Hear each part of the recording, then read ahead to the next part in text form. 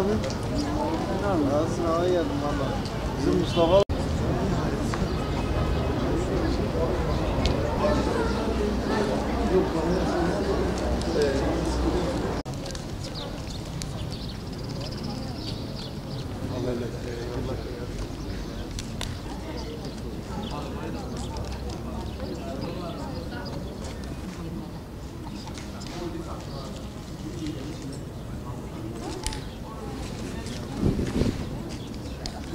Böyle bir şey var mı lan?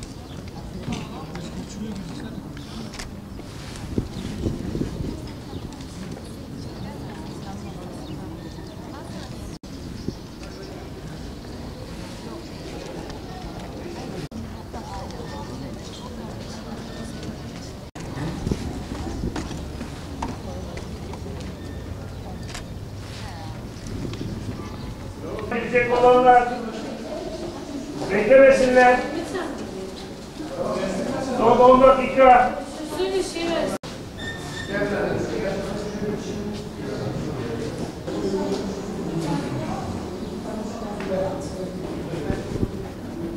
Kimliğinizi çıkartın arkadaşlar.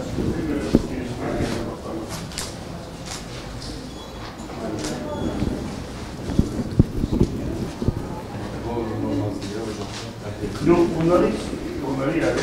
Söyle şuna. Son 9 dakika kaldı. Şunlar da gidecek. Onlara işte aynı.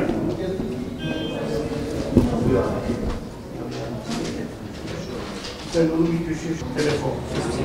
Kimliğiniz yanında. Tamam. Sen de aynı şekilde. Tamam. Kimliğin yanı şu an girişlerken. Tamam. Aramaya. Kimliğin yanında. Olduktan sonra içeri alınmıyor. Bilgin olursa. Ben de oldum. İyi hadi başla. Soğan saat yalan şeffaf bir şekilde görüntülecek bir şeyimiz olacak. Kimliğin yanında değil mi?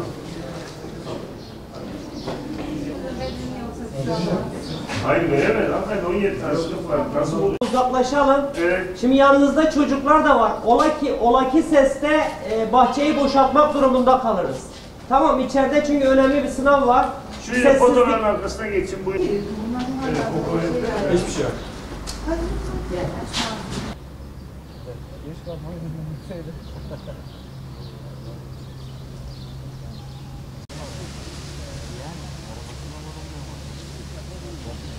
Mesela sende yanında ne var?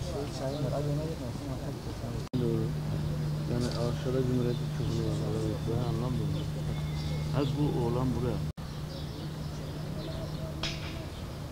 Bu sınava birkaç defa daha önce girdim zaten. Matematik lisans mezunuyum zaten. Sınavla alakalı çok da bir beklentim yok. Zaten bir lisans bölümü bitirdim. Ama eğer yetkililere ulaşacaksa inşallah bundan sonra biraz daha uzun vadeli sistemler geliştirirlerse. Çünkü eğitim programları dalında yüksek lisans yapıyorum. Yani eğitim programlarıyla alakalı az çok bilgim var. Yani yapılanları değerlendirdiğimiz zaman, ki ben bildiğim bilgiler nispetine değerlendirdiğim zaman maalesef çok sağlıklı işler yapılmıyor gibi geliyor. Zaten bunu öğrencilerden ve sahadaki öğretmenlerden de sık sık duyuyorlar. İnşallah bundan sonra daha iyi işler yapılır diyelim. Sınavla alakalı da sınava girecek tüm arkadaşlara ben başarılar diliyorum. İnşallah hepsinin hakkında hayırlısı olur. Böyle bir şey var mı lan?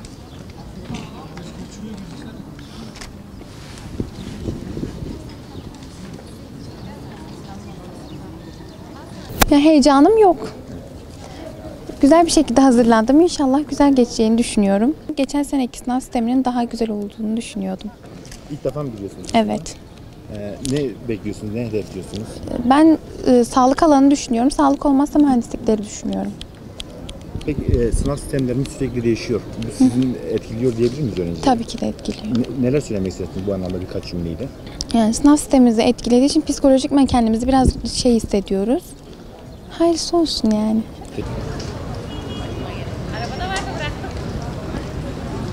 Şimdi dediğimiz gibi benim bu 3. 4. girişim.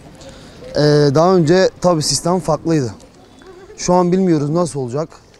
Bütün arkadaşlarımız, gençlerimiz için hayırlara vesile olmasını diliyorum. Sürekli bu şekilde sınav sistemlerinin değişmesi öğrencileri olumsuz etkilemiyor mu? Kesinlikle. Yani olumsuz etkiler, evet. Fakat bu gelen sistem ben az çok araştırdım. Daha güzel bir sisteme benziyor.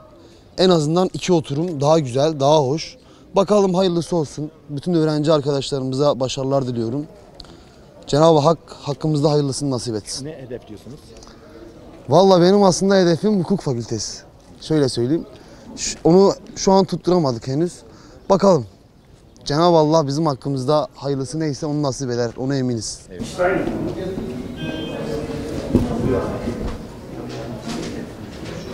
Sen onu bir köşeye şunu var.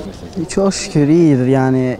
Geçen sene biz travma geçirdik yani girdik, şimdi hiç heyecan diye bir şey yok yani. Gireceğiz Allah'ın izniyle inşallah. Çıkacağız yani. İkinci defa giriyorsunuz. Evet, ilk hazırlığım daha doğrusu. Geçen sene aldığım puanı beğenmedik. İnşallah bu sefer olacak. Bu sefer de inşallah bir yer kazanırız. Nasıl sınav hazırlık süreci nasıl geçti? Çok güzel. Yani memnunum. Sıkıntı yok. Peki sürekli sınav sistemleri değişiyor. Geçen sene LGS'ydi, bu sene YKS oldu. Neler söylemek istersiniz? Sizi olumsuz etkiledi mi? Yani ister istemez etkiledi. Geçen sene en azından bir şeyimiz vardı. Strateji olarak bir çalışma düzenimiz vardı. Bu sene ister istemez biraz çalışma düzenimiz değişti. Ama gene de memnunuz yani.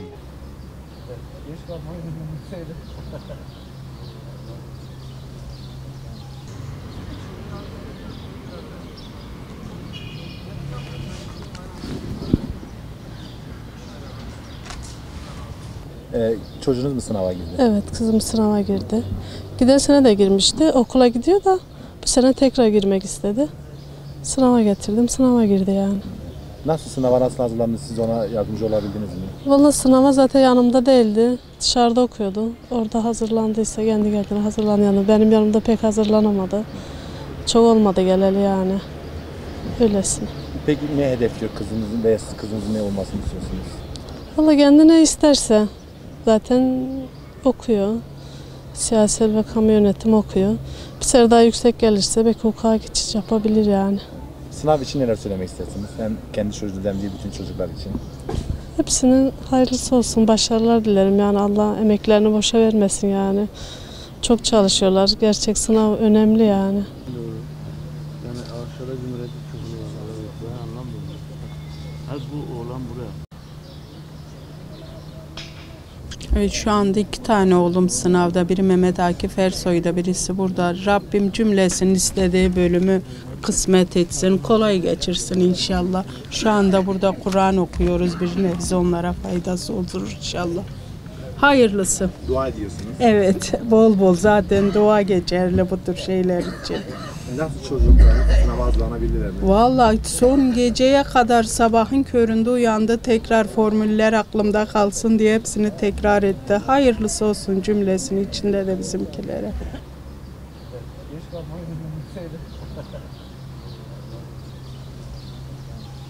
Ben onlar için bir nebze de olsa hafifletmek için Kur'an okuyorum. İnşallah Rabbim hepsinin cümlesinden kolay geçirsin. Hepsinde, içinde de bizimkilerin. Peki çocuklarınız nasıl sınava nasıl hazırlandılar? Dershaneye gittiler inşallah. İyi hazırlandılar bilmiyorum. Allah'ın takdiri. İnşallah Rabbim. Ne hedefliyorlar? Sizin ne olmalarını istiyorsunuz? Oğlum hukuk istiyor, kızım sağlık. Hayırlısı. Şu an sınavdalar. Nasıl, Evet. size de heyecan var mı? Tabii canım, ben ondan çok heyecanlıyım. İnşallah başarıyla hepsi birden. Sadece benim çocuklarım değil. Hepsi birden. Allah'ın izniyle.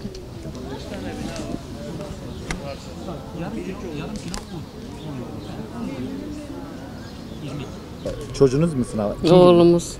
Oğlum sınava girdi. Hı hı. Sınava girdi. Siz ne yapıyorsunuz burada? Kur'an okuyoruz.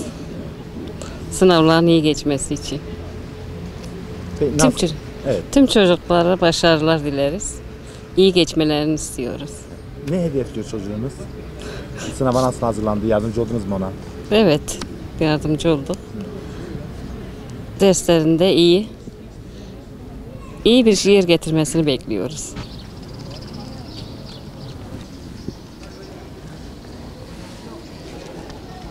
Ben oğlum girdi. Geçen sene de girmişti, tercih yapmadı. Bu sene tekrar girdi. O da 10-15 diye çıktık evde hep söyledi. İçeri giriş de 10 sonmuş. En sonunda ışıklarda indirdim. Koşarak geldi. Zor yetiştik. Son anda yetişti. Son anda yetişti. Kendi hukuk okumak istiyor. Ben de geçen sene mesela 375 ile başka yerlere de gelebilirdi ama zorlamadım. Yani tercih yaparken kendi istediği bir şey olsun dedim. O da bekledik. Bir sene daha dershaneye gitti. Tabii bunların hepsi emek, zaman, para. Tabii hepimizin maddi gücü iyi değil yani. İnşallah bütün çocuklarımızın hepsi bizimki de diğerleri de inşallah bir yerlere gelirler. Sınav yerleri işte biraz sıkıntılı. Mesela evim aşağıdaydı, 25 Aralık'taydı. Üniversitenin oraya çıkıyordu.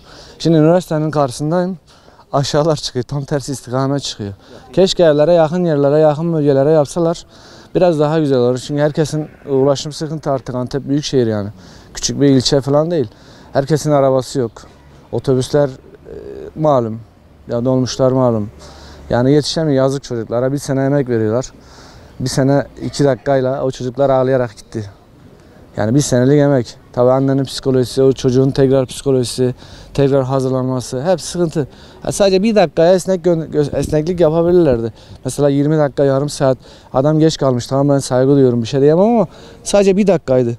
Çocuk içeri girdiğinde onu bir geçiyordu. Saate baktım. Almadılar yani. 1 dakika 2 dakikala. Sadece bir dakikaydı o bak çocuk. 1 dakika 2 dakika esneklik olabilir yani. Çünkü şurada kapının önüne geldin. Trafiğe takıldın. Ya da bir şey oldu. Elinde kimliğini düşürdü. Yani 20 saniye fark ediyor abi. Yani kapının önüne koşarak geliyor. Kimlik düştü elinden. Yani kendi bölgelerinde yakın ulaşım sıkıntısı olmayacak. Mesela araba icabında kullanmayacak. Çünkü herkesin arabası yok. Artık Antep büyükşehir. Tamam bizim var ama herkesin yok. Vallahi heyecan 2 günden beri hasta. 3-4 tane iğne yaptırdım. Artık heyecandan mı başka rahatsızlık. Boğazı falan ağrımış. Yapacak bir şey yok abi işte biraz. Size heyecan var mı burada?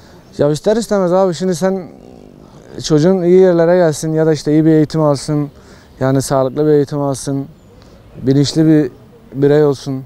Ya sadece diploma için değil ya da sadece bir yere meslek için değil. Eğitim yani her şeyin başı. Eğitim olmadan hiçbir şey olmaz. Yani belki yolları yapabilirsiniz, arabaları yapabilirsiniz ama sonuçta onları kullanacak eğitimli, kalifiye elemanlar lazım.